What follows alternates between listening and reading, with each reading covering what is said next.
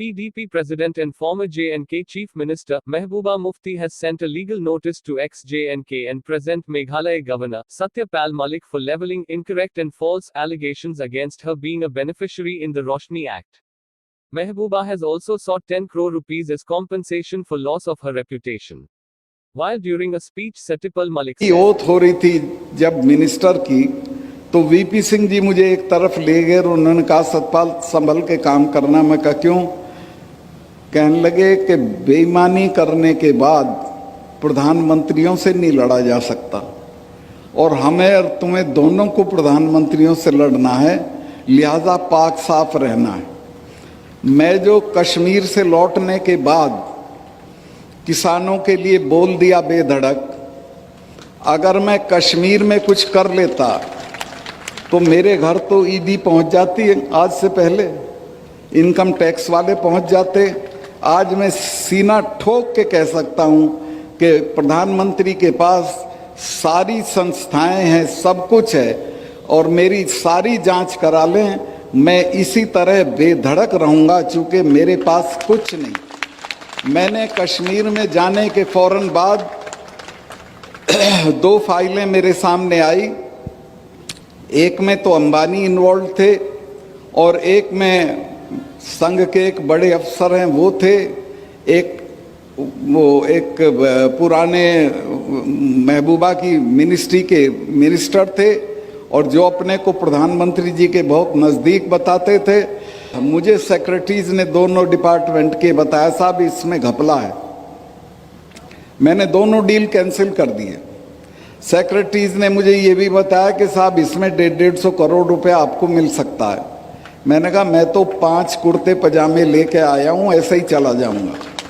लेकिन एहतियातन मैंने प्रधानमंत्री जी से वक्त लिया और उनसे मिलने गया और उनको मैंने कहा कि साहब ये फाइल है, ये इसमें घपला है, ये लोग इसमें इन्वॉल्व हैं, ये आपका नाम लेते हैं, आप मुझे बताएं क्या करना है। अगर इसे कैंसिल नहीं करना है तो मैं छोड़ देता हूं, किसी दूसरे को लगा दीजिए मेरी जगह, लेकिन मैं रहूंगा तो इसको होने नहीं दूंगा।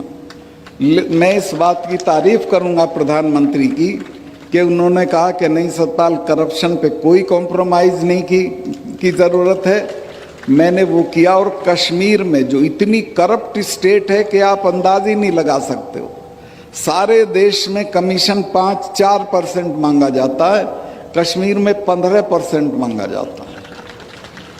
उस स्टेट में दहशत हो गई और मेरे रहते कोई करप्शन का बड़ा काम नहीं हुआ। आते आते मैंने वहाँ एक, आप देखते होंगे आजकल प्रेस में और टीवी में, उसको रोशनी एक्ट कहते थे। फारूक अब्दुल्ला वो एक्ट लाए थे कि ये सरकारी ज़मीनें हैं, इनको हम ठीक ठाक दाम पे दे देंगे और इससे जो रुपया मिलेगा उससे बिजली की हालत सुधारेंगे। बिजली की हालत तो सुधरी नहीं। कई एकड़ का प्लॉट फारूक अब्दुल्ला को मिल गया, उनके बेटे को मिल गया, महबूबा को मिल गया। मुझे लोगों ने जब शिकायत की, मैंने पता कराया तो उन्होंने कहा जी बिल्कुल ऐसे ही है। मैंने वो सारा कैंसिल कर दिया और उसकी जांच बिठा दी। अब वो वहाँ जांच भी सरकारी संस्थाएं करती हैं, वो भी डरते हैं कि कल कोई आ जाएंगे। तो वहाँ बहुत अच्छी एक लेडी जज चली गई थी, तो मैं उन लोगों को कहा कि तुम जज साहब के पास चले जाओ। तो वो हाई कोर्ट में चले गए और मिसेज मित्तल करके, मिसेज नहीं थी, शादी नहीं हुई थी इनकी, मित्तल थी, उन्होंने ये पूरा मामला सीबीआई को पकड़ा दिया। अब सब नेताओं के बंगले कैंसिल हो गए हैं, सबकी ज़मीनें कैंसिल हो गई हैं और मैंने चीफ उसको अपने कमिश्नर को कहा जम्मू के कि जम्मू के आसपास जितनी सरकारी ज़मीनें हैं उसका सर्वे करो। उसने मुझे बताया साहब ये तो बहुत ज़मीन पड़ी है खाली, लेकिन ये तो आपके हटते ही कब्ज़ा कर लेंगे लोग इस पर। मैं क्यों? कहने ले महबूबा के आदमी को तो देर ही नहीं लगती कब्जा करने में, वो तो एक खूंटा गाड़ के भैंस बांध देता है और कहता मेरी ज़मीन है।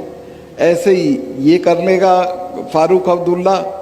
तो मैंने कहा क्या करूं? कहने लगे साहब इसको कर दो। मैं कहा मैं इसको बांटने का नहीं हूं, ना मैं इसको बेचने का हूं, आप एक काम करो, मेरे यहाँ 3 कोर है आर्मी की, 3 लेफ्टिनेंट जनरल पढ़ते थे कश्मीर के, इन तीनों को बुला के उन सबों को ये ज़मीन दे दो।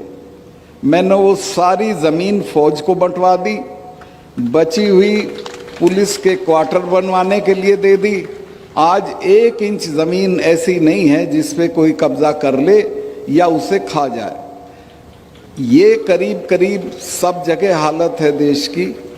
तो मैं आपसे जो नए जो अफसर आए हैं उनसे ये उम्मीद करता हूँ कि आप जहाँ जाओ कार्निवोलस फ्लावर मत बनना, समाज के दबाव में मत आना, ख़ास तौर से बीवियों के दबाव में बिल्कुल मत आना।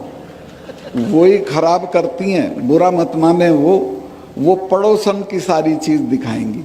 देखो इसके ये है, आजकल एक टीवी में ऐड आ रहा है, वो एक अफसर है, वो जा रहा है अपनी बीवी के साथ अपने मातहत के यहाँ, तो कहता मेरा जूनियर है, तो जाते ही कहती जूनियर है, घर तो देख कितना बढ़िया कर रखा है, मिसेस शर्मा की साड़ी तो देख कैसी है। तो ये दबाव आएंगे आप पे, ये दूर नहीं है। और आपको भी अच्छा लगेगा कि आप थोड़ा पैसा कमा लें, बढ़िया गाड़ी लें, बंगला बना दें। मैं ऐसे ऐसे लोगों को जानता हूँ जयपुर में कि जिनके गांव में फूस का घर नहीं था और उन्होंने क्या क्या बंगले बना रखे हैं, वो आपके समाज में भी आके इनाम बांट जाते हैं। आप कभी देखते ही नहीं कौन है, कौन आ रहा है, कौन नहीं, कौन जा रहा है। तो मैं ये निवेदन करना चाहता हूं कि समाज को निष्कलंक रखिए, अपनी सेवा को निष्कलंक रखिए, खुद को निष्कलंक रखिए, तो आप किसी से भी लड़ सकते हैं।